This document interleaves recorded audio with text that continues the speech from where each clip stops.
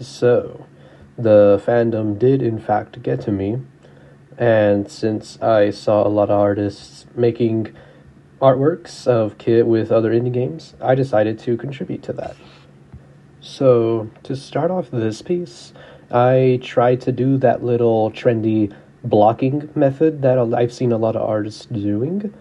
Although, since I use Procreate, I must admit it was kind of difficult, so I had to basically set my brush itself and draw while it was underneath a low opacity. So basically, I had to use one stroke for every little limb that you see. And soon after that, I eventually started to do line art. Now, the line art part was a little messy at first, but I figured I wanted to try a more clean style. So sometimes I have to use this so-called messy art style first, this messy line art rather.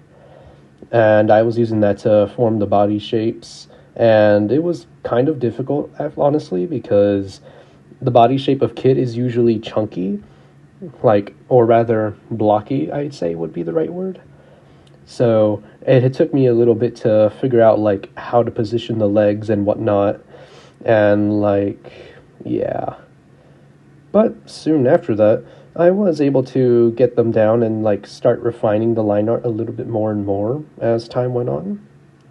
So far, you can see me working on one of the legs there, and I'm trying to like make sure it gets clean, make sure the perspective is all right, and basically trying to incorporate the design of the Kit Bodega suit, since that is what I finally decided to base this drawing around.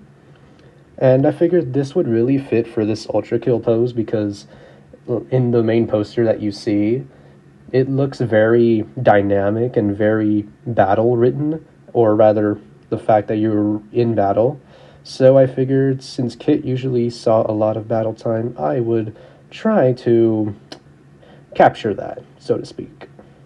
So that's basically my little synopsis for why I decided to draw Kit in that one Ultra Kill pose. I'm not sure what the pose is called, but it's one of my favorite ones, and yeah, that's about it. So enjoy the rest of the video, and I hope y'all have a great time, wherever y'all may be. And before I forget, there will be a series of flashing lights from time to time throughout this, so you've been warned.